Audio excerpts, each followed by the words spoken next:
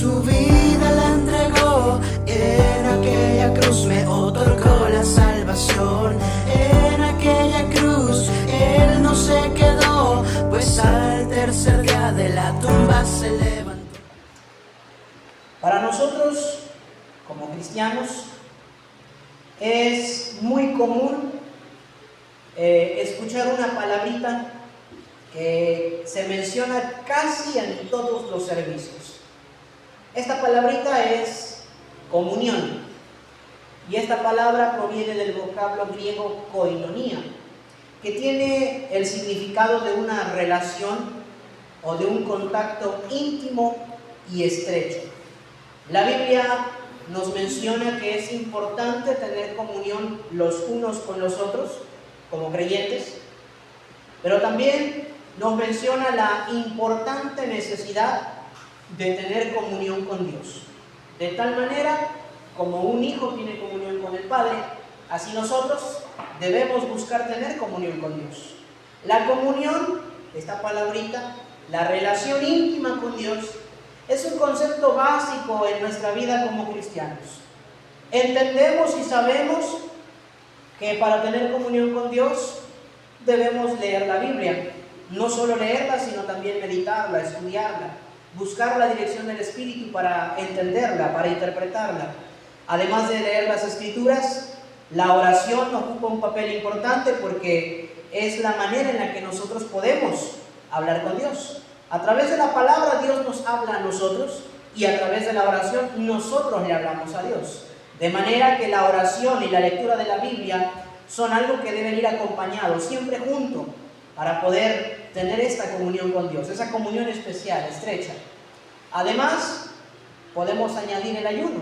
Jesucristo nos menciona en el Evangelio de Mateo capítulo 6, que cuando ayunemos, o sea, da a entender que como creyentes debemos ayunar de tanto en tanto. Nos da ciertas características de cómo debemos ayunar, y nos menciona que pues lo hagamos en secreto, que no andemos exponiéndole a medio mundo que andamos ayunando, pero ese es otro punto. El punto es que la oración, la lectura de la Biblia, el ayuno, el congregarnos, el cantar a Dios en la iglesia, en casa, en la calle, en el trabajo, meditar en su palabra, esto nos ayuda a tener comunión con Dios. La Biblia nos da testimonio de que esta comunión es importante y es necesaria.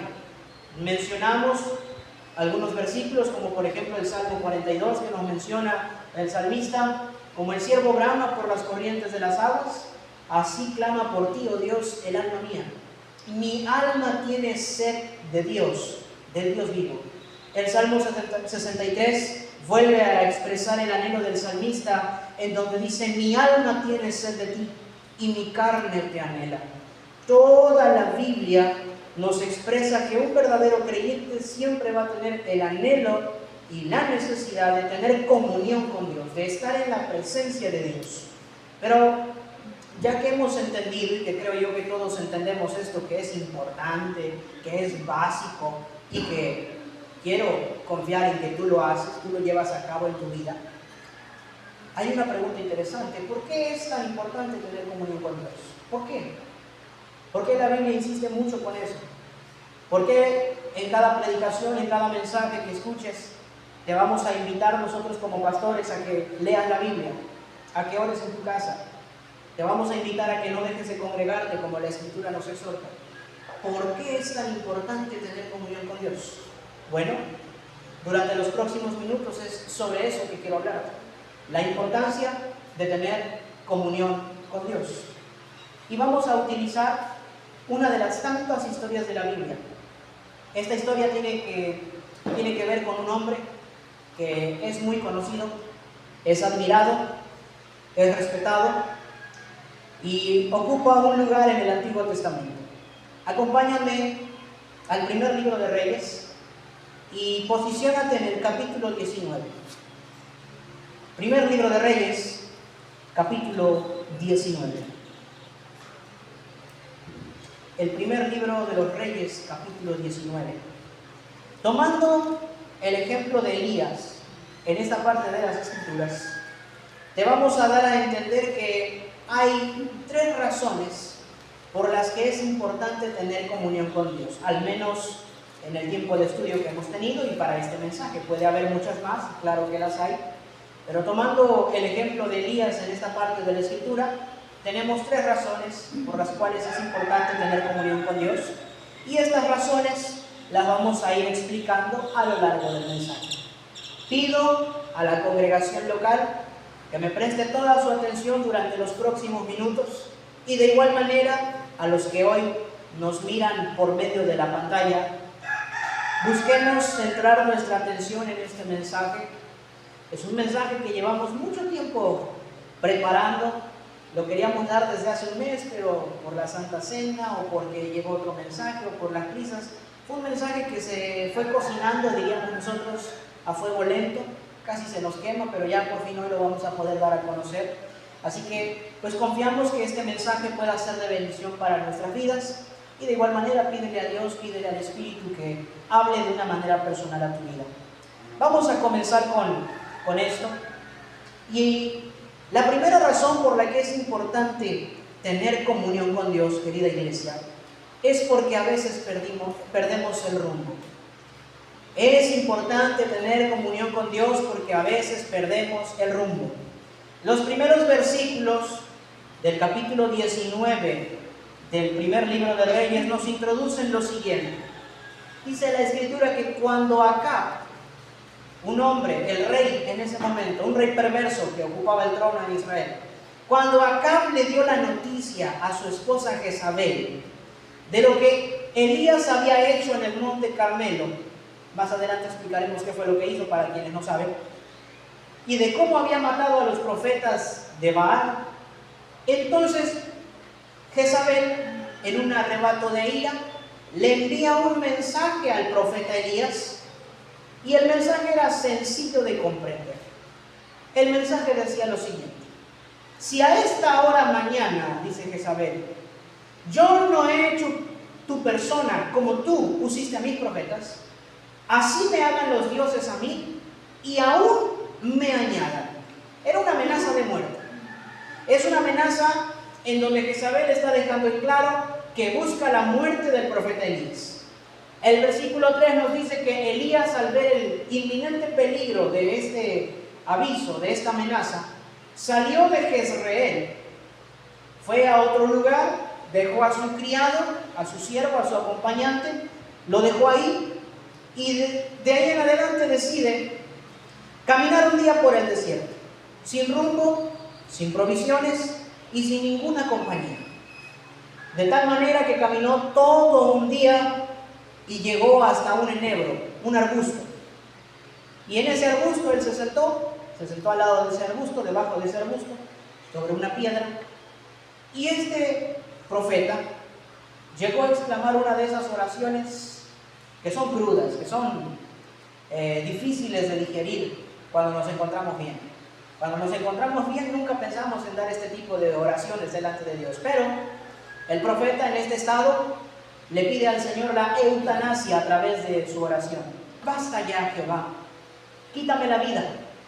No soy yo mejor que mis antepasados, mejor que mis padres. Para mí es mejor la muerte en este momento. Después de esta breve oración en donde pedía la muerte, le pedía a Dios que lo matara, el profeta se acuesta a dormir. Y ahí se la pasa dormido. Hasta aquí nos quedamos en el relato. Eso es lo que nos narran los primeros versículos de este capítulo 19. Un hombre de Dios, indiscutiblemente. Elías es uno de los profetas más reconocidos del Antiguo Testamento. Su ministerio se caracteriza por el respaldo de Dios a través de fenómenos sobrenaturales. ¿Sí? Es un hombre que acababa de demostrar, en el capítulo anterior, acababa de demostrar a todo el pueblo de Israel en el monte Carmelo que Jehová era el único Dios verdadero. Amén. Elías había tenido el valor de enfrentarse a su gobierno, al gobierno de su nación, enfrentarse a 450 profetas de los ídolos falsos y a toda una nación de Israel endurecida que iba en pos de Baal, en pos de la idolatría. Y él solito contra todo ese grupo propone la idea de hacer un sacrificio Elías hacer un sacrificio a Dios, los profetas hacer un sacrificio a sus ídolos, y el Dios que respondiera bajando fuego del cielo, dice Elías, ese será reconocido como el verdadero Dios. Elías le dio la oportunidad primero a los profetas de los ídolos de hacer su pantomima. Hicieron circo, maroma y teatro, como decimos nosotros coloquialmente, pero no lograron nada, su Dios no respondió. De tal manera que Elías se burlaba y les decía, pues hablen más fuerte, tal vez está durmiendo, tal vez está en el baño, grítenle, a lo mejor no los escucha o que está quedando sordo su Dios. Pero nada cambió. Y cuando llega el turno de Elías, prepara un sacrificio, prepara un altar, 12 piedras, una por cada tribu de Israel, e incluso pide que se haga un surco alrededor del altar que él había hecho y que le viertan mucha agua. Y en cuanto Elías ora, le pide al Señor su respaldo, su gracia, Dios responde, baja fuego del cielo, consume el holocausto, consume la leña, consume las piedras, consume el agua, y todo el pueblo reconoce que que Jehová es el Dios verdadero. Amén. Dios había respaldado a este profeta durante todo su ministerio, con fenómenos sobrenaturales como eso, ver bajar fuego del cielo, y muchas otras cosas que veremos más adelante. Pero, ante la amenaza de una mujer, que sí, ciertamente tenía autoridad legal, tal vez por ser la reina, por ser la monarca de su tiempo, no era ningún obstáculo muy grande que Elías no hubiese atravesado ya, pero de alguna manera esta llamada o esta amenaza que Jezabel hace llegar a Elías a través de un mensajero, decimos nosotros, le mueve por completo el tapete al profeta y lo hace actuar contradictoriamente. Lo hace actuar con desesperación y contradiciéndose a sí mismo, porque la Biblia dice en los primeros versículos del capítulo 19, viendo el inminente peligro, Elías huyó para salvar su vida. Entonces, en primera instancia, Elías buscaba huir para salvar su vida, porque Jezabel amenazaba con matarlo. Pero una vez que deja a su criado en otro lugar, dice la Biblia que va rumbo al desierto, no planifica dónde va, camina durante todo un día, no lleva agua, no lleva provisiones, no lleva ninguna compañía, y llegando al enebro, llegando al arbusto, ese hombre que huyó para salvar su vida es el que pide la muerte delante de Dios. Señor, ya basta, mátame. Huyes para salvar tu vida, pero poco tiempo después pides a Dios que te mate. Una actitud totalmente contradictoria. Una actitud, un comportamiento que se contradice entre sí. El profeta aquí estaba totalmente descontrolado. En su corazón, en su mente, sus acciones se contradecían. ¿Cuántos de nosotros no hemos pasado por un momento similar como Elías? Decimos que creemos en el Dios omnipotente, que envió a su Hijo a morir por nosotros en una cruz. Creemos en ese Dios que tiene nombre sobre todo nombre, que nos anuncia que en Él somos más que vencedores. Pero cuando llega esa carta de aviso, esa amenaza en nuestra vida, también comenzamos a llevar una actitud que se contradice. Tal vez no es la carta de Jezabel, pero sí es una enfermedad, un tiempo de sequía, un tiempo de duelo, algún problema familiar, matrimonial, algún problema en el trabajo, de cualquier índole.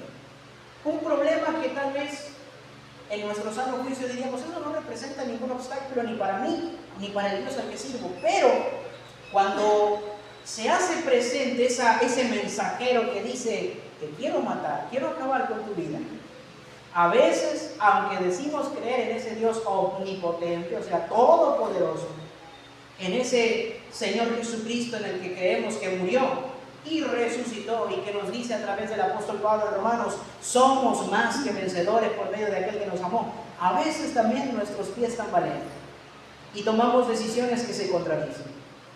Buscamos ver la gloria de Dios, pero al mismo tiempo dudamos en que Dios nos pueda socorrer. Creemos en un Dios todopoderoso, pero dudamos que pueda resolver nuestra situación actual. En ocasiones, así como Elías, nosotros también llegamos a decir oraciones que no tienen sentido. Oraciones que hacemos sin pensar en esos momentos de angustia.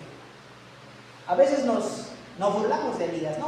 O lo juzgamos por decir, profeta vio el poder de Dios un capítulo atrás y ahora se está muriendo porque una mujer le manda un aviso de muerte. Pero a veces nosotros también perdemos el rumbo. Perdemos el rumbo de tal manera que, aunque venimos a la iglesia, escuchamos uno y otro sermón de que Cristo es más, que Cristo es victorioso, que Cristo ha vencido a la muerte, ha vencido al diablo, ha vencido a la enfermedad, ha vencido todo. Bueno, parece que a veces lo olvidamos. ¿Pasa o no pasa? Suele pasar. Pero es ahí donde es importante tener comunión con Dios. Porque este profeta, aunque se encontraba en ese proceso en donde podríamos decir que se deprimió, o que comenzó a tener un desvarío en su mente y en su corazón, este profeta aún seguía contando con algo importante que tú y yo también contamos en este momento: la comunión con Dios. Dios nunca abandonó a Elías en medio de este proceso. De tal manera que después de que Elías le pide a Dios la muerte y después se acuesta a dormir, Dios envía a un ángel, le envía comida por medio del ángel, y por medio de la comida lo fortalece para que pueda seguir su camino. La Escritura nos menciona que un ángel descendió del cielo, tocó a Elías y le dijo: levántate y come. Y cuando Elías mira arriba de su cabeza, se da cuenta que había una torta, un pan cocido a las brasas y una jarra de agua, un jarrón de agua. Come un poquito y se vuelve a dormir. Y por segunda vez el ángel de Jehová lo vuelve a tocar, lo despierta y le dice: Elías, levántate y come, porque el largo camino te resta. Es Dios quien envió al ángel, es Dios quien le envió la comida por medio del ángel, y es Dios quien fortalece al profeta por medio de la comida. La Escritura nos dice en el versículo 9: fortalecido con aquella comida, caminó 40 días por el desierto hasta llegar a Horeb, el monte de Dios. La comunión con Dios, es decir, la relación íntima, estrecha, que el profeta tenía con Dios, fue lo que le ayudó a soportar este proceso o a llevar a cabo este proceso en el que él había entrado. Un proceso en el que tal vez estaba deprimido, estaba triste y buscaba la muerte, pero Dios, lejos de responder a su oración matándolo, le otorga comida para que pueda fortalecerse y llegar hasta cierto lugar específico. Dios no lo mandó al monte. Elías fue solito, pero todo fue parte de un plan de Dios para darle a conocer algo a Elías, algo que veremos más adelante, pero el punto está aquí. Así como Elías necesitó esa comunión, y por esa comunión íntima con Dios, él no murió ahí como era su deseo en ese momento, así tú y yo necesitamos la comunión con Dios cuando perdemos el rumbo, cuando no sabemos a veces qué hacer, cuando la desesperación nos ataca, cuando nuestras decisiones se contradicen, cuando nuestra fe es puesta a prueba. Cuando hay pruebas, es ahí donde es importante tener comunión con Dios, porque la comunión con Dios nos fortalece, la comunión con Dios nos anima, conforta nuestro espíritu, la comunión con Dios, la presencia de Dios, el Espíritu Santo que mora en nosotros, es el que hace que el fruto maravilloso sea producido aquí adentro. El gozo, la paz, el amor, ese gozo maravilloso que aunque atravesemos pruebas, el gozo sigue ahí. Ese amor maravilloso que aunque parezca que las cosas van difíciles, el amor sigue ahí. Esa fe maravillosa que es don de Dios, que nos ha otorgado la salvación, dice Pablo, porque por gracia sois salvos por medio de la fe. Y esto no de ustedes, pues es un don de Dios. La comunión con Dios es importante en nuestra vida, porque a veces perdemos el rumbo. Si nosotros no tuviéramos comunión con Dios y atravesamos los procesos complicados solos, terminaríamos peor de lo que nos podemos imaginar. Por eso decimos que en primera instancia es importante tener comunión con Dios, porque a veces perdemos el rumbo. Una noticia viene a desequilibrar toda nuestra vida. Una tragedia viene a cambiar nuestra perspectiva. Una prueba viene y pone a prueba precisamente nuestra fe. Es ahí cuando necesitamos nosotros la comunión con Dios. ¿Hasta el momento me va comprendiendo? Muy bien. Dicho esto, pasamos a la segunda razón por la que es importante tener comunión con Dios. Te decíamos, Dios envió un ángel y el ángel llevaba comida. Elías come el pan, bebe el agua y se fortalece. Su cuerpo se fortalece con esta comida celestial. de tal manera que logra caminar otros 40 días por el desierto hasta llegar al monte Horeb, o también conocido como el monte Sinaí. Ese dato es importante, te voy a decir por qué, pero más adelante.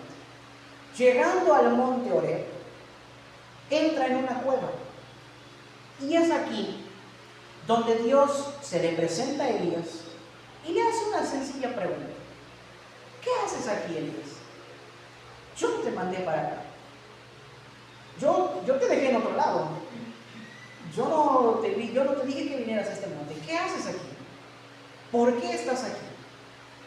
A lo que Elías da un muy elaborado discurso, argumentando el por qué se encontraba en esa situación de ánimo y por qué estaba haciendo lo que estaba haciendo. Elías contesta y dice: he sentido un vivo celo por Jehová de los ejércitos.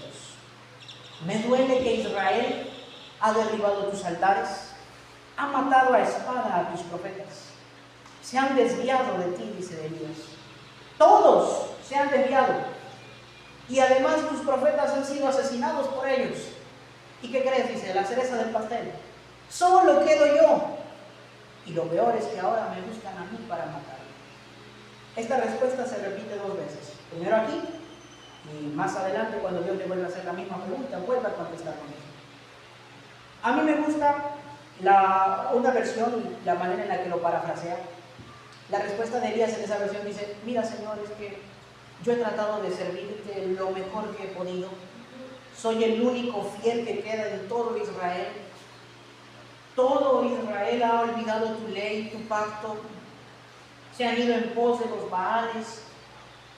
Y solo yo quedo. Soy el único fiel que aún te sigue, que aún te sirve, que aún te adora. Y buscan mi vida para acabar con él.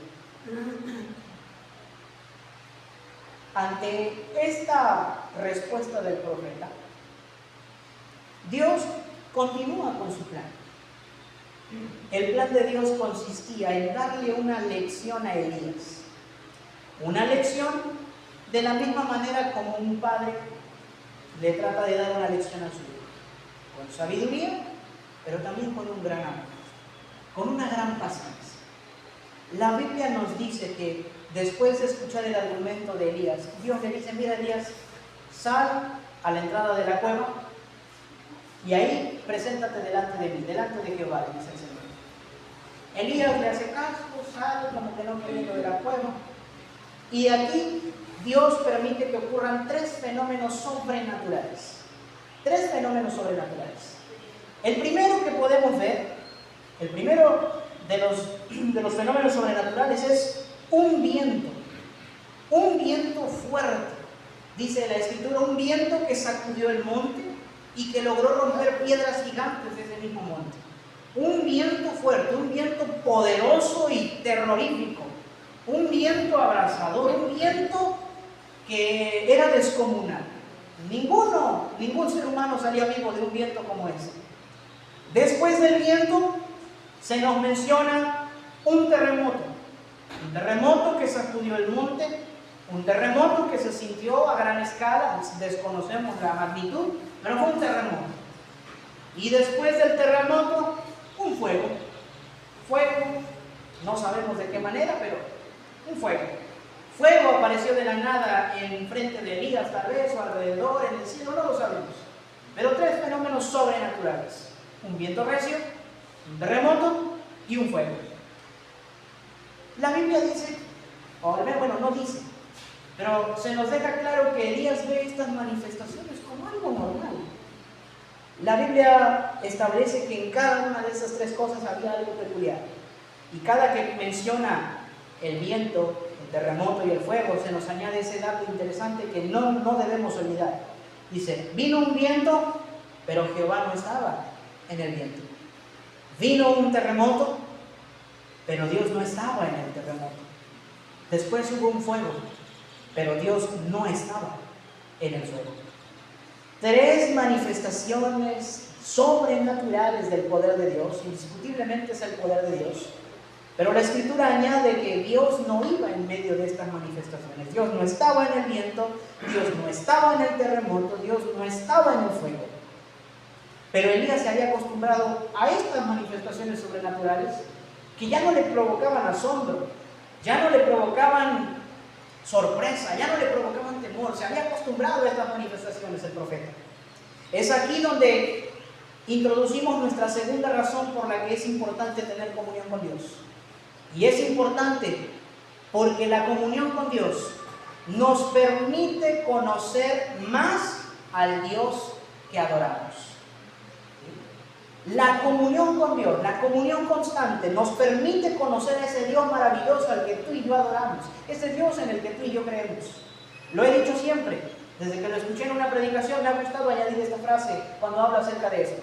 Nunca podemos pensar nosotros que ya conocemos todo sobre Dios, jamás. Y si tú piensas eso, creo que tu Dios es demasiado pequeño para caber en tu cabeza. Mi Dios es eterno, inconmensurable, inmenso, insondeable. Por más que yo lo estudiara toda mi vida, todos los días, toda la noche sin parar, jamás mi mente finita podría comprender la totalidad de la eternidad de Dios, jamás. Por eso es importante que nuestra comunión con Dios sea constante, porque cada día, cada que leo la Biblia, cada que oro, cada que escucho un mensaje, voy conociendo más y más al Dios al que sirvo. Dios es eterno. Un Dios eterno no puede caber aquí adentro. No puede caber aquí adentro, en un cerebro finito, en un corazón finito. No puede caber ahí. Por eso todos los días vamos a ir conociendo más a Dios. Yo lo he experimentado en esto de ser predicador. Uno lee un versículo, saca un mensaje, lo estudia, le llega, Dios le habla a través de ese versículo en una dirección. Tiempo después vuelve a salir el mismo versículo y aunque tú piensas que ya le entendiste, Dios vuelve a mostrarte algo diferente con ese mismo versículo. Y si lo lees una tercera vez, volverás a encontrar algo nuevo, porque la palabra de Dios es viva y eficaz. Cada que tú te acercas a ella, cada que tú buscas leerla, Dios te va a dar a conocer y se va a revelar delante de ti, tal como Él es, día con día, más y más. Pero a veces, con tristeza decimos que los cristianos se acostumbran y sienten que ya conocen a Dios lo suficiente o lo que es peor, a veces que ya lo conocen por completo y sienten que no necesitan orar. Sienten que no necesitan leer la Biblia. Sienten que no necesitan tener comunión tan constante con Dios porque ya lo conocen, porque ya saben cómo es. Así Dios es amor, Dios es eterno, Dios es omnisciente, omnipotente, así ya me lo sé. Y es ahí cuando caemos en un error. A veces nosotros nos acostumbramos, y aquí es donde quiero que pongan toda su atención porque es lo medular del mensaje. A veces nos acostumbramos a ver a Dios de una sola manera y pensamos que Dios siempre se va a mostrar así, de esa manera y que no hay otra manera. Quiero que presten atención porque más adelantito voy a explicar esto, ¿sí?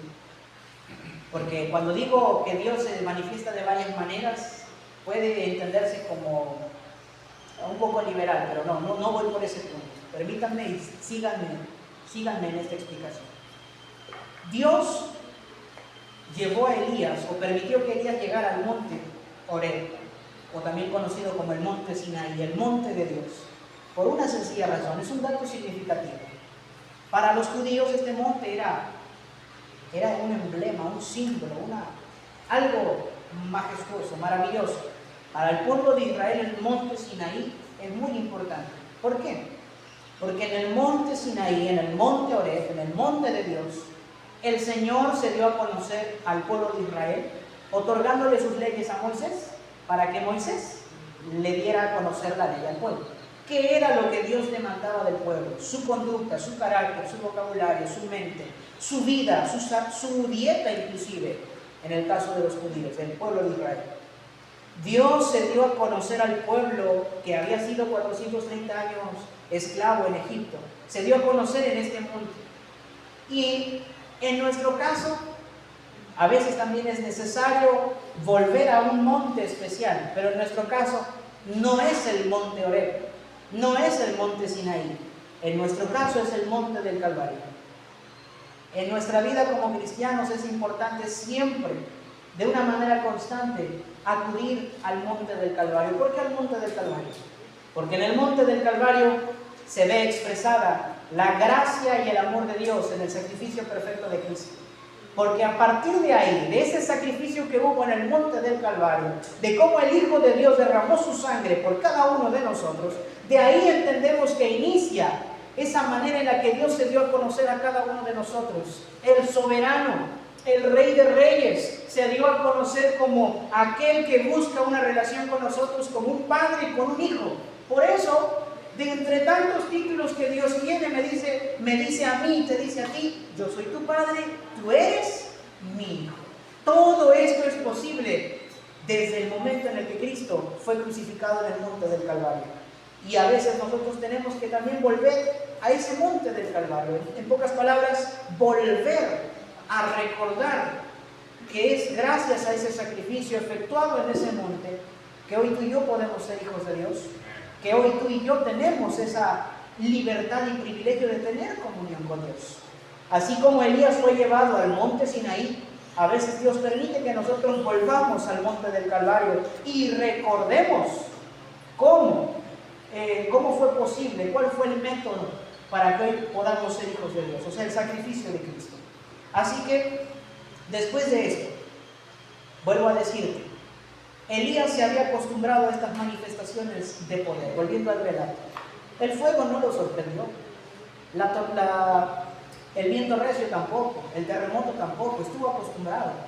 Vamos a dar una pequeña perspectiva o una pequeña introspección al ministerio de Elías. Vamos a analizar que a lo largo de su ministerio, Elías vio muchas de estas manifestaciones sobrenaturales. Primero, cuando Elías es introducido en el relato bíblico, nos lo presentan como alguien que se presenta delante del rey Acab y le dice: a causa de que tú has hecho lo malo delante de los ojos de Jehová, que tú y tu familia y tu esposa Jezabel han pervertido a Israel, han hecho que el pueblo abandone la ley de Dios. Concluye con esto: por eso no lloverá por mi palabra hasta que yo lo diga. Y Dios respalda las palabras del profeta y cierra los cielos. Y de ahí en adelante no llovió. Dios respaldó el ministerio de este profeta cerrando los cielos. Hubo una sequía. Pero continuamos. Al inicio de la sequía, Dios le dice a Elías: ve, escóndete en tal cueva donde hay un arroyo. Y hay un dato interesante. Y los cuervos te van a dar de comer, te van a llevar la comida. A mí nunca me ha llevado un cuervo ninguna pizza ni ninguna hamburguesa, pero Elías puede decir que él recibió comida a domicilio y no de cualquier repartidor. De los cuervos. ¿Quién ha visto que los cuervos te vienen de comer? Hablo de cuervos literales, los pájaros. ¿Quién aquí me puede decir: no, pues a mí me dio de comer el gallo, ya me llevó una lombriz? No, nadie. Nadie puede decir eso. Pero seguimos. Después de que el río, que el arroyo en donde estaba Elías se secó, Dios le dice: ahora vas a ir a Sarepta. Ahí va a haber alguien preparado para poder atenderte y darte de comer por lo que queda de la sequía. Elías le hace caso a Dios y llega a la casa de una viuda. Una viuda que ya estaba contemplando su último día de vida y su última cena. Cuando Elías llega, le dice: mira, dame de comer si tienes algo de comer. Le dice la mujer: tengo lo justo para mí y para mi hijo. Vamos a tener una última comida y después de ahí vamos a esperar nuestra muerte. Elías le dice: bueno, dame primero a mí y después van a poder comer ustedes.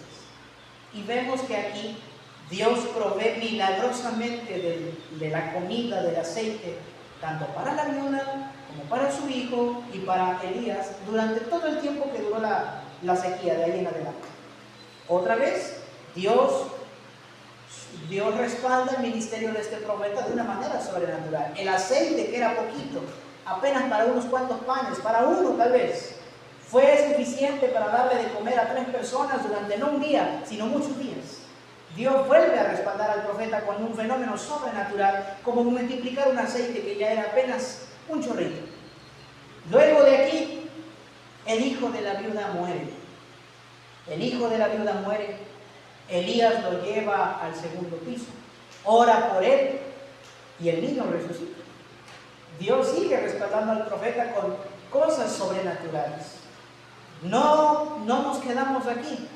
Cuando llega el tiempo de enfrentar nuevamente a Acab, lo cita en el monte Carmelo y como ya dije, Dios respalda a Elías bajando fuego del cielo, demostrando que Dios es el único Dios verdadero y demostrando que Elías es su profeta, su siervo, al que le otorga de su respaldo. Y no solo eso, después del sacrificio, después de todo lo ocurrido en el monte Carmelo, mientras Acab está comiendo, Elías está orando con la cabeza en tierra, con la frente llegando a la tierra, pidiéndole a su criado que se asome si las nubes están apareciendo. Al inicio le dice a su criado, no hay nubes. Bueno, ve otra vez.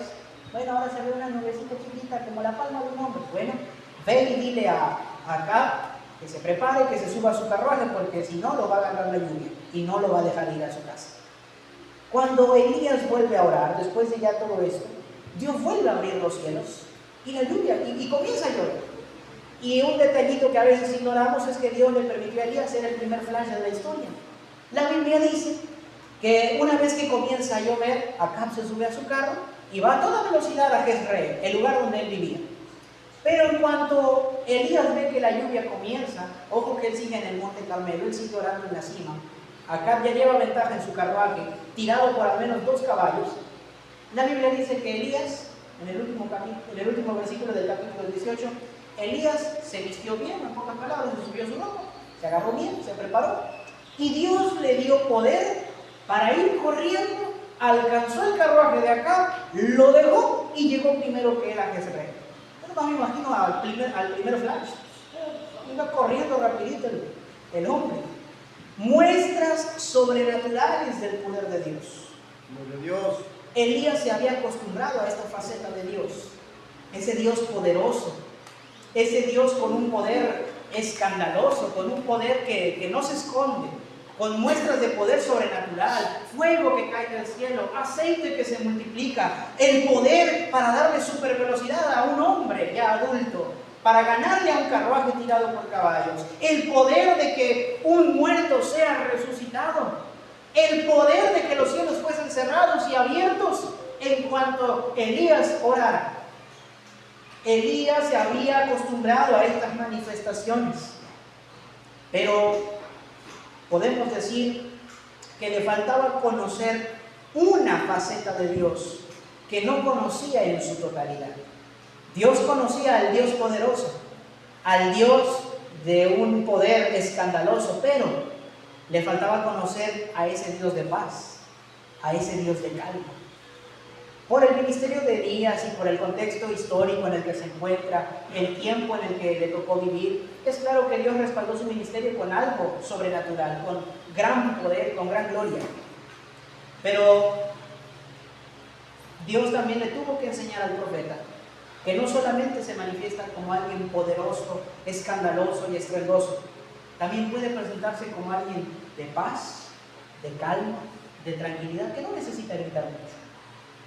Pero tristemente, así como Elías, a veces nosotros también nos acostumbramos a ciertas manifestaciones de Dios y creemos que ese es el modus operandi en el que Dios siempre se presenta, y cuando recibimos otra respuesta diferente a la que esperamos, solemos decir a veces, no, ese no es Dios.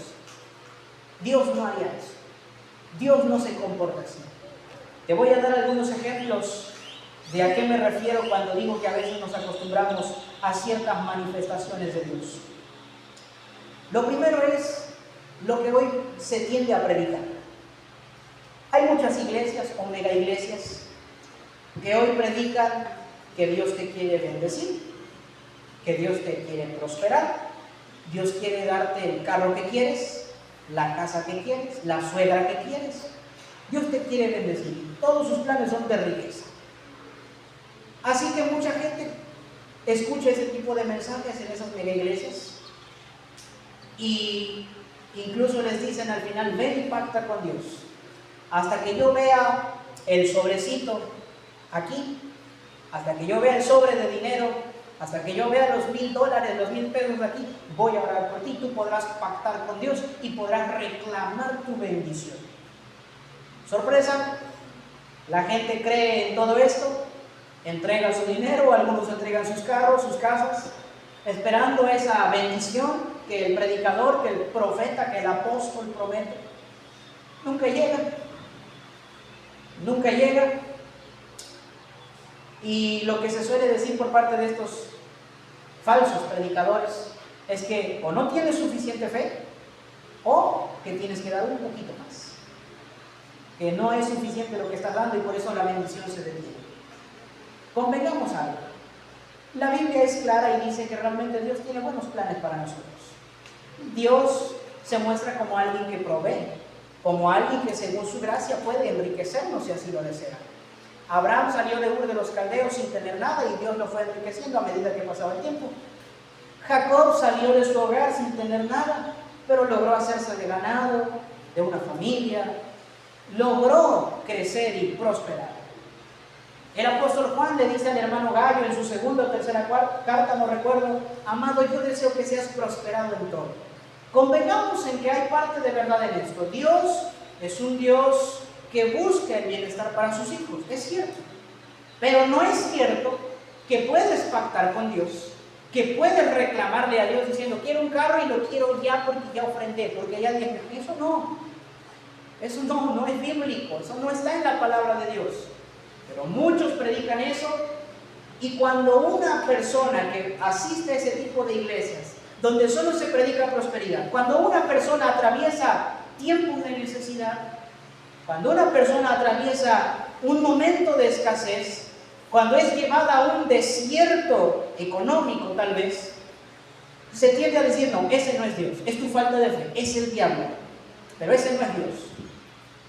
Es decir, se acostumbran a ver al Dios de la prosperidad, al Dios que bendice, al Dios que prospera, pero rechazan la idea de que Dios sea alguien que a veces permita que su pueblo pase escasez. Pero si vamos a la Biblia, estas dos facetas forman parte del carácter de Dios. Dios es el que enriquece, pero en ocasiones también Dios permite que pasemos por pequeños altibajos. Si bien es cierto, el relato de José sirve como ejemplo. Hubo 7 años de una gran y abundante cosecha. ¿Por qué? Porque después venían otros 7 años ¿de qué? De sequía. Tiempo de vacas gordas y tiempo de vacas flacas. Todos en nuestra vida vamos a atravesar constantemente el tiempo de las vacas gordas y el tiempo de las vacas flacas. Todos aquí, puedo decir con seguridad, han experimentado la grandiosa bendición y riqueza de Dios. Cuando les va bien en su trabajo, en su salud, sus negocios van bien, tienen dinero suficiente para poder comer lo que quieran, salir y disfrutar de un viaje familiar. Pero hay ocasiones en las que dice Pablo: bueno, he aprendido a estar saciado, pero también he aprendido a tener necesidad. Ha habido momentos de escasez y ha habido momentos de abundancia. He logrado tener mi estómago lleno, pero si bien es cierto, también en ocasiones lo tengo medio vacío, dice Pablo. Y no es que el Dios que enriquece sea otro y el Dios que empobrece sea otro. Simple y sencillamente son dos facetas del mismo Dios. Dios nos bendice, pero también va a permitir que pasemos por pequeños altibajos, o lo que podríamos mencionar como un desierto. Antes de que Dios le diera a Israel la tierra prometida donde fluía leche y miel, los probó 40 años en un desierto. Antes de que Dios le diera el liderazgo a Moisés, primero permitió que se fuera al desierto, que empezara a liderar a unas pocas ovejitas, y cuando estuvo listo, le dio su llamado a través de la zarza ardiente, y de ser un pastor de ovejas en el desierto, se convirtió en el líder del pueblo de Dios. Hay momentos, hay altibajos, pero muchos se acostumbran a ver al Dios de la prosperidad y dicen: no, es que Dios no nos quiere ver pobres. Dios no quiere que nosotros vivamos en pobreza. Decreta riqueza, decreta prosperidad, reclama tu bendición, pacta con Dios y siempre te irá bien. Eso no. Es gente que se ha acostumbrado a una manifestación de Dios y que no cree y no quiere aceptar ninguna otra. Otro ejemplo. En cierta ocasión a mí me dijeron, hace poco tiempo, hace unos meses, me hicieron el comentario: tú deberías predicar con autoridad. Yo inmediatamente pensé: entonces, hasta el día de hoy no he predicado con autoridad, o ¿cómo está el asunto? Porque el comentario sugería eso: tú deberías empezar a predicar con autoridad. Y yo sé, conozco a la persona, si me estás viendo, un saludo. Conozco a la persona y sé que para esta persona, autoridad o la autoridad en un predicador es que el predicador se la pase gritando absolutamente todo el mensaje. Todo el mensaje. Arrepiéntete, te vas a ir al infierno, hijo del diablo. Que al final de la predicación se quedan sin voz. Para esta persona eso significa tener autoridad al predicar. Que te andes quedando afónico y que andes gritando a todo pulmón durante todo el mensaje. Y como yo soy de los que predica calmadito, de vez en cuando alza la voz, por cuestión de oratoria, de estética, según una buena oratoria, prácticamente el comentario me hizo sentir y me hizo saber que para esta persona yo no predico con autoridad, porque predico muy calmadito, claro, porque hay ciertas personas que se acostumbran a que un siervo de Dios es alguien que tiene que gritar, alguien que tiene que hacer circo, maroma y teatro de este lado, y hay predicadores que se ponen a brincar a media predicación, comienzan a hacer un espectáculo, te van y te gritan y casi te están escupiendo de tanto grito que te echan. Eso es autoridad para esa persona. Muchas personas se acostumbran a ver este tipo de predicar, que claro, no es que esté mal, si Dios te hace sentir que prediques así, no hay ningún problema, simplemente no es mi estilo. Otros dicen, es que te mueves demasiado. Lo siento, no puedo estar quieto, mi estilo es andarme moviendo de aquí para allá. Pero muchos dicen, no, un predicador, un siervo de Dios tiene que estar aquí y no se tiene que mover. Eso es cuestión de estética.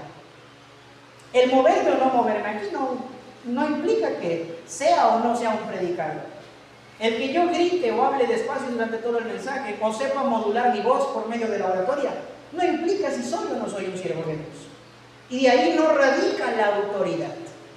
Yo creo, y espero no sonar petulante con esto, pero yo creo que la autoridad de Dios en una predicación, y al menos en mi experiencia personal, es ver cómo la gente cambia a través del mensaje, cómo la gente recibe el mensaje, cómo la gente comienza a tener un crecimiento espiritual. Es ahí donde yo veo realmente que la autoridad para cambiar y transformar el corazón no es mía, no son mis gritos, no son mis chistes, no es ni siquiera este sermón que yo haya armado, es la palabra de Dios y el Espíritu Santo que comienzan a otorgar convicción a la vida de la gente. Si yo grito o si no grito es cuestión de oratoria, cuestión de homilética. Pero vuelvo a decir, muchos cristianos se acostumbran a que, no, es que un siervo de Dios es gritón, un siervo de Dios es alguien que se queda quieto aquí, por lo tanto tú no eres, Dios no tiene siervos así. Entonces se acostumbran a quienes llevan una expresión más pública, más escandalosa, a quienes se quedan quietos acá, y por lo tanto rechazan a otros, que no, es que es muy calmado, este me aburre, este me duerme, porque habla muy despacito. Es otro ejemplo de quienes se acostumbran a ciertas manifestaciones, tal vez no de Dios, pero sí de la autoridad que Dios le otorga a sus predicadores, y al creer que esa es la única manera en la que un siervo de Dios habla, automáticamente rechazan a todos los demás. Hay quienes predican más calmado que yo, más bajito, sin tanto rollo, sin tanto chiste como yo a veces. Entonces, otro ejemplo, para no demorarme tanto aquí, muchos se acostumbran a ese Dios de milagros. Y es aquí donde entramos en terreno peligroso. Porque aclaremos y convengamos en que Dios es un Dios de milagros. Es un Dios de poder, es un Dios que sana, es un Dios que hace cosas sobrenaturales. Pero en muchas iglesias, volvemos a caer, solo buscan al Dios de milagros. Al Dios que dice, ven que yo te puedo sanar. Y tristemente vuelven a caer en lo mismo. Ven, entrega una ofrenda y al instante Dios te sana. Ven, pacta con Dios y Dios te va a sanar. Y predican siempre sanidad, sanidad y milagro, milagro, milagro, milagro. Hay iglesias y congregaciones que tienen algo llamado Noche de Milagros. Y ese día el templo se llena, porque ¿quién no quiere un milagro? Pero cuando es un estudio bíblico, cuando es una predicación normal, cuando se habla de arrepentimiento, cuando se habla de lo importante que es nacer de nuevo, cuando se habla de los frutos del Espíritu Santo, ahí la iglesia se vacía. Porque vuelvo a decir, se busca al Dios de milagros, la faceta de ese Dios poderoso que puede sanarte con tan solo decir, sé sano, quiero ser sano. Pero ignoramos que ese mismo Dios que a veces dice, quiero que seas sano y te sana al instante, es el mismo que también le dijo a Pablo, no te voy a sanar, bástate mi gracia. No estoy diciendo que los milagros sean incorrectos, No estoy diciendo que Dios no tenga poder para hacer milagros, pero lo que estoy diciendo es que nuestro Dios tiene este carácter. Él sabe a quién sanar y por qué. Y en ocasiones sabe a quién no sanar y también sabe por qué. Pero muchos solo buscan al Dios de los milagros. Y si Dios no hace mi milagro, me enojo con Dios y comienzo a hablar mal de Dios con toda la gente que yo me encuentro. ¿Sabes que Dios es malo? ¿Sabes que Dios no tiene poder? Predican que Dios tiene poder, pero no tiene poder. Porque se han acostumbrado a una sola manifestación de Dios. Y creen que Dios siempre se va a presentar de esa manera y que nunca se va a presentar de ninguna otra. El Dios que dice soy tu proveedor es el mismo que a veces nos permite pasar por el desierto. El Dios que se muestra con fenómenos sobrenaturales es el mismo que se presenta también en una calma grandiosa, como lo vamos a ver a continuación. El Dios que puede hacer milagros como abrir y dividir el mar rojo para que su pueblo pase en seco, es el mismo Dios que en la actualidad también permite que los suyos padezcan tribulación y persecución por causa de su nombre. Es el mismo Dios. No podemos decir, no, Dios solamente va a actuar de esta manera, conmigo actúa así y siempre tiene que actuar así y no puedo esperar menos, siempre tiene que actuar así. No, si es Dios el que tiene la autoridad para actuar como Él quiera, tú y yo no lo podemos limitar.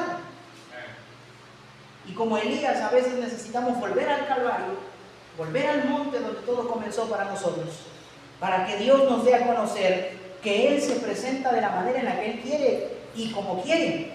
Volviendo al relato, después de que Elías ve estas tres manifestaciones, el viento, el terremoto y el fuego, y que en las tres se nos deja claro, Dios no estaba ahí, dice la Biblia, después del fuego hubo un silbo apacible,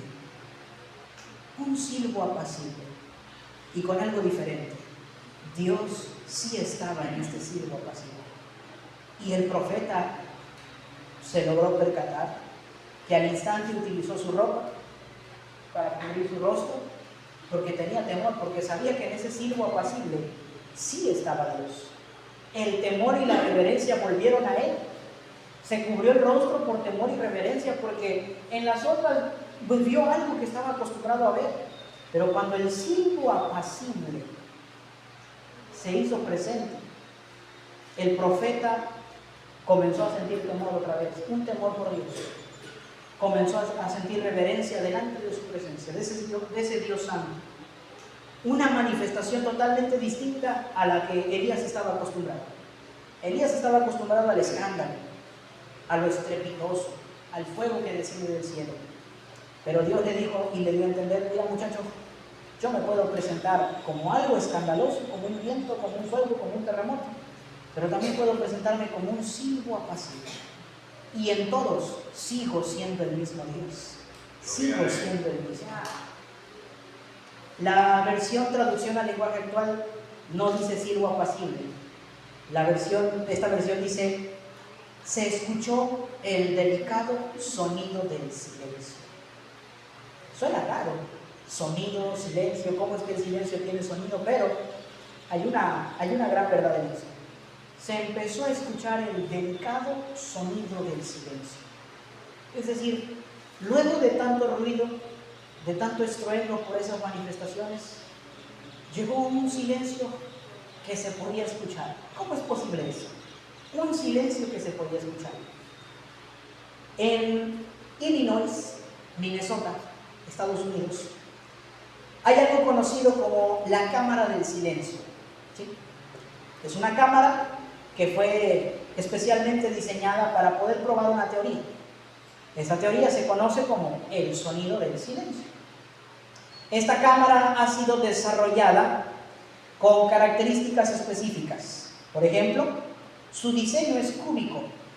La cámara del silencio está construida con 13 metros de largo, 13 metros de ancho y 9 metros de altura. El material con el que está construida esta cámara, tanto en el techo, en las paredes y en el piso, es un material especial que absorbe totalmente el sonido, tanto fibra de vidrio como espuma acústica. El vidrio y la espuma acústica es el material del que está hecha toda la cámara, techo, piso y paredes. Las características de esta cámara son impresionantes. Ojalá algún día pueda yo visitarla, pero quién sabe. A causa de su elaboración, el sonido aquí adentro se vuelve casi imperceptible, aquí dentro de esta cámara de silencio. Todo el sonido que hay allá afuera no se escucha en la cámara del silencio, nada. La frecuencia dentro de esta cámara es de menos 9 decibeles. O sea, un sonido muy bajo, pero que al ser bajo incrementa nuestro sentido auditivo y nos permite escuchar cosas que aquí afuera no escuchamos. Hay quienes han entrado a la cámara de silencio para tener una pequeña experiencia de qué se siente estar ahí. Y algunos relatos nos dicen que la gente allá adentro logra escuchar el latido de su corazón como si escucharas una canción a alto volumen con audífonos puestos. O sea, resuena. Resuena en toda tu cabeza. Hay otros que han dicho que han logrado escuchar el fluir de su sangre por sus venas. Yo nunca la he escuchado, pero se escucha tan latente porque es una frecuencia tan baja que aquí afuera con tanto ruido no se escucha. Pero cuando entramos a la cámara de silencio, esos ruidos imperceptibles, esos ruidos que aquí parecen no importantes, adentro son los que se vuelven más fuertes. El latido del corazón, el fluir de la sangre por las venas, la respiración es algo que te trauma cuando la escuchas allá adentro. Escuchas el aire pasar por tu cuerpo, por tus pulmones. Mucha gente ha salido medio traumada de la cámara de silencio, pero mucha gente dice que es una experiencia relajante, tranquilizante, que sienten una hermosa paz al estar un tiempo ahí, porque dejan de escuchar el ruido de la periferia, el ruido de la urbanización, el ruido de los autos, los gritos y el bullicio de la gente, y logras encontrar ruidos a los que no estás acostumbrado dentro de la cámara de silencio, donde se escucha el sonido del silencio. Y la Biblia nos habla acerca de cómo la presencia de Dios se manifiesta, así como con Elías, en el sonido del silencio. Es decir, cuando nosotros nos apartamos de todo el ruido del mundo y nos buscamos un espacio, un lugar íntimo, donde solo haya dos involucrados, Dios y yo. La Biblia nos da algunos versículos, por ejemplo, por mencionarte algunos, en el Salmo capítulo 46, verso 10, el salmista afirma de parte del Señor: estad quietos y conoced que yo soy Dios. Estad quietos y conozcan que yo soy Dios. Habacuc capítulo 2, verso 20, Jehová está en su santo templo, calle delante de él toda la tierra. Y el que más me gustó y el primero que se me vino a la cabeza al pensar en este mensaje, Mateo capítulo 6, verso 6, es el que más le queda a este concepto que estoy presentando aquí. Jesús, nuestro Señor, dijo acerca de la oración: cuando tú ores, entra ¿en dónde? En tu aposento, y cerrada la puerta, ora a tu Padre que ve ¿en dónde? A ver otra vez, todos juntos, ¿en dónde? En lo secreto. Y tu Padre que ve en lo secreto te recompensará en público. Nuestra comunión con Dios debe ser íntima. Solo dos involucrados, Dios y yo. Que cuando vayas a leer las Escrituras, no lo hagas en donde está el bullicio, donde el ruido de la gente te aturde. Ve a un lugar silencioso, quieto, y lee la Biblia no solo por cumplir con lo que el pastor te dice: bueno, voy a leer un capítulo diario porque el pastor está molesto y molesto porque tengo que leer la Biblia. No, lee la Biblia y tómate un tiempo para escuchar el sonido del silencio al leer la Biblia. Cuando tú lees la Biblia, te lo digo por experiencia, con el anhelo de ver a Dios, de ver a Cristo en cada una de sus páginas, ese capítulo que has leído durante años mientras vienes a la iglesia puede parecerte el más interesante, como si fuera la primera vez que lo leyeras. Ese texto que ya repites a veces hasta por inercia, que ya es el que más te sabe, es el primero que te aprendiste cuando comenzaste a venir a la iglesia, si tú lo vuelves a ver con una perspectiva en donde buscas el sonido del silencio, créeme que el temor y la reverencia delante de Dios van a volver, y también en sentido figurado vas a querer hacer lo mismo que Elías, cubrirte el rostro con tu ropa. Es decir, volverás a avivar, o Dios volverá a trabajar contigo y a mostrarte que delante de su presencia hay que estar quietos, hay que estar callados para que Él sea exaltado, para que Él sea glorificado. Que cuando tú das ese tiempo y tu corazón y tu mente vienen con una actitud humilde de querer ver a Dios, de querer escuchar a Dios, sea aquí en una predicación, sea cuando lees en tu casa las Escrituras, Dios, justamente hoy se cantó, Dios donde quiera está. Amén. Y donde sea que lo busques y tengas el anhelo de buscarlo, lo vas a encontrar y vas a tener un tiempo maravilloso de comunión con Él. Un tiempo del que no vas a terminar igual. Tal vez empiezas un tiempo de oración con muchas cargas, y si entras a ese sonido del silencio, hablando de la presencia de Dios, esas cargas se quedaron ahí y tú te levantas como si nada, con el gozo del Señor. ¿No les ha pasado? Mis hermanos, en palabras de un pastor al que yo admiro mucho, lo que hoy les estoy pidiendo que comiencen a hacer es ver a Jesús con ojos nuevos. Ahora, esto no significa que seamos liberales, no. Se puede entender así, pero no es el punto. Cuando hablo de ver a Jesús con ojos nuevos, hablo de siempre venir a las Escrituras, a la presencia de Dios, con una mente humilde, con un corazón dispuesto a conocer a Dios. No creyendo que ya lo sabemos todo, y no creyendo que vamos a poder o que ya conocemos todo de Dios y que no necesitamos aprender nada más. Ver a Jesús con ojos nuevos significa o tiene que ver con buscar a Dios y siempre querer conocer o saber más de Él, en pocas palabras. Así que eso es lo que prácticamente podemos decir.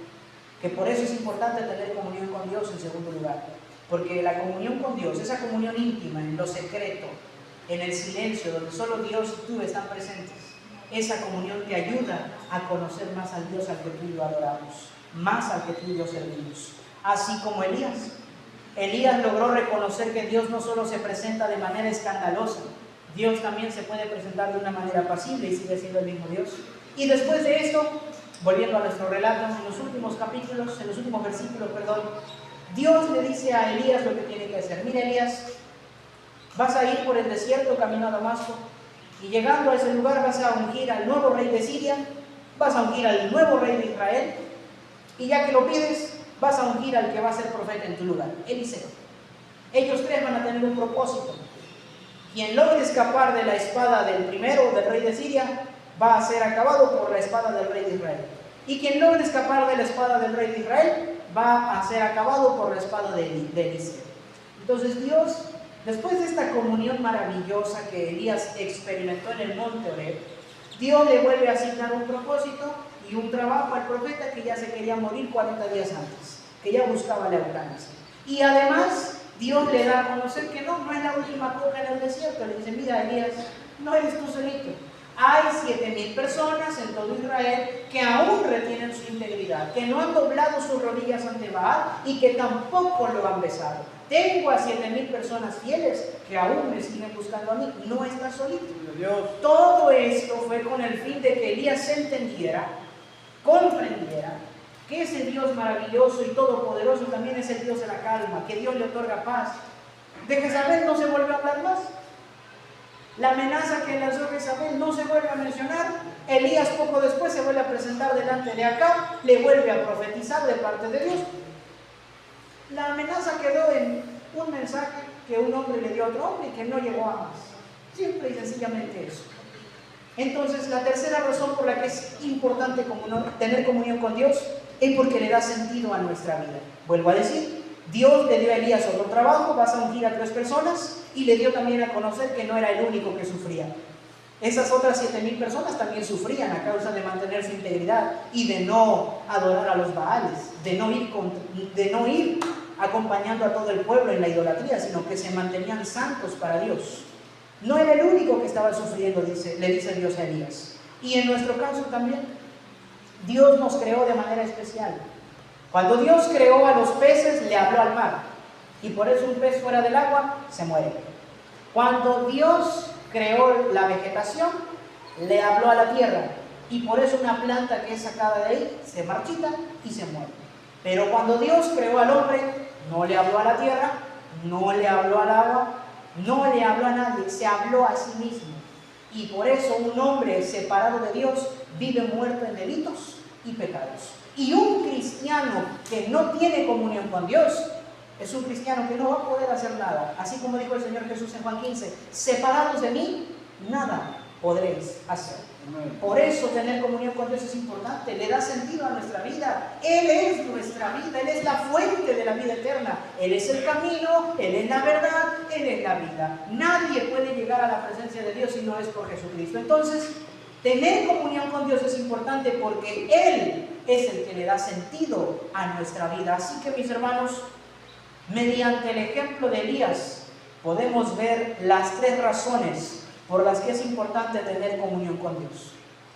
A veces perdemos el rumbo y mediante la comunión Dios nos fortalece. En ocasiones nos acostumbramos a ver a Dios de una sola manera que a veces es equivocada, y por medio de la comunión podemos ver y conocer más a Dios día con día. Y asimismo, tener comunión con Dios le da sentido a nuestra vida. Dios nos dice y nos da dirección por dónde tenemos que ir, qué tenemos que hacer, cómo debemos hacerlo. Por eso decimos que es importante tener comunión con Dios. Querido hermano, querida hermana, querido hermano y gente que me escucha a través de la pantalla, la invitación es que busques a Dios y que tengas comunión con Él. No veas esa comunión como algo aburrido, como algo tedioso. Velo como el mayor deleite que como seres humanos podemos tener, el acercarnos a la presencia de Dios, cumpliendo aquella invitación que el Señor hace en el Antiguo Testamento: buscad a Jehová mientras puede ser hallado, llamadle en tanto que está cerca. Esa es la invitación de Dios para el hombre. Búscame ahora que puedo ser hallado, llámame ahora que estoy cerca. Jeremías nos añade un poquito y dice: van a buscar a Dios y lo van a encontrar cuando lo busquen con todo su corazón. Mis hermanos, entonces hoy vamos a orar todos juntos. Oremos por aquellos que tal vez están pasando por una situación como Elías, que sus actitudes se contradicen, que buscan la muerte, que ya no saben ni qué hacer. Oremos por ellos, para que Dios, mediante su misericordia y su gracia, también nos lleve a ese monte especial. No a Oreb, sino al monte del Calvario, a tener un encuentro con Cristo. Oremos por cada uno de nosotros. Oremos porque la comunión con Dios sea nuestro mayor deleite. Que así como el salmista decía: yo anhelo a Dios y clamo por Él como el ciervo clama por las aguas. Mi alma tiene sed de Dios, del Dios vivo. Mi carne te anhela, dice el salmista. Que ese anhelo sea nuestro, de tener comunión íntima con Dios. Vamos a orar y les vamos a pedir que se pongan de pie. Y entonces, si quieres escuchar la voz de Dios, si quieres volver a escuchar la voz de Dios, es importante que comiences a buscar también el sonido del silencio. Es decir, busca a Dios en lo secreto. No te vayas a querer ir hasta Estados Unidos a la cámara de silencio. No, busca a Dios en lo secreto. Busca un espacio en tu ajetreada vida, en tu ocupada agenda. Dedícale minutos a Dios, a una oración tranquila, sencilla, sin ruido, a una meditación de la palabra donde realmente busques que Dios te hable. Y créeme que cuando eso comienza a ocurrir, la comunión con Dios va a dejar de ser aburrida y será lo más hermoso que quieras hacer durante toda tu vida. Oramos. Padre, hemos transmitido la palabra que nos has dado, que creemos has puesto en nuestro corazón. No he quitado ni he añadido nada a lo que creo tú me has puesto en la mente. Te pido, Señor, que esta palabra pueda venir a llenar los corazones de tu iglesia. Ayúdales, mi Dios, ayúdales a tener comunión contigo, a que entiendan que la comunión contigo es importante. Que no pensemos, mi Dios, que la comunión contigo es algo aburrido, tedioso, que es algo religioso. No, de ninguna manera, Señor. pues tener comunión contigo es el mejor deleite para un cristiano. Mi Dios, hay quienes tal vez han dejado de escuchar tu voz cuando leen la Biblia y piensan que es un libro más. Hoy, o a partir de hoy, que tu Espíritu Santo les ilumine y que los pueda llevar también a ese sonido del silencio, a ese silbo apacible y delicado, y que ellos puedan conocerte en todas tus facetas. Te pedimos, oh Dios eterno, que nos ayudes a conocerte cada día más, pues nuestra mente finita nunca va a poder comprender a un Dios infinito, a un Dios eterno, pero al menos todos los días podemos ir conociéndote un poquito más. Ayúdanos a volver a escuchar tu voz, mi Dios, pues ciertamente un cristiano debe estar conectado a la cabeza de la iglesia, que es Cristo. Ayúdanos a vivir conectados a ti. Ayúdanos a no contristar al Espíritu. Ayúdanos, mi Dios, a tener comunión contigo en casa, en la iglesia, en el trabajo, en la calle, en todo tiempo, Señor, a través de la palabra, a través de la oración, a través de los ayunos, a través, mi Dios eterno, de escuchar predicaciones, de cantar alabanzas. Que nuestra comunión contigo sea íntima, sea ininterrumpida, Señor. Asimismo, bendice a los que hoy nos han escuchado a través de la pantalla. Bendícelos, mi Dios. Si hay alguien, tal vez aquí en la congregación o a través de la pantalla, que hoy, por medio del Espíritu Santo, quiere entregarte su vida, perdona sus pecados, entra en su corazón, date a conocer como ese Dios vivo, ese Dios maravilloso, ese Dios que en el monte del Calvario entregó a su Hijo unigénito para que todo aquel que en él cree no se pierda, mas tenga vida eterna. Que la luz de tu evangelio resplandezca en cada uno de ellos y que esta iglesia, Señor, pueda ir creciendo según tus misericordias a la estatura del varón perfecto, y que el día en el que tú vengas termines la obra de la perfección y todos juntos podamos irnos para contigo y estar ahí toda la eternidad. En el nombre que es sobre todo nombre, bendecimos a la iglesia en el cuerpo, en el alma, en el espíritu. Que tú los bendigas, que tú los guardes, Señor, y que tu Espíritu Santo esté con ellos. Lo pedimos en el nombre de nuestro Señor y Salvador Jesucristo. Amén. Amén. Bueno, este ha sido el mensaje, hermanos. Busquen tener comunión con Dios. Busquen tener esa relación íntima con Dios. Que Dios les bendiga, que Dios les guarde. Dios bendiga a los que nos escucharon a través de la pantalla. Nos vemos en el próximo servicio. Aquella cruz su vida la entregó en aquella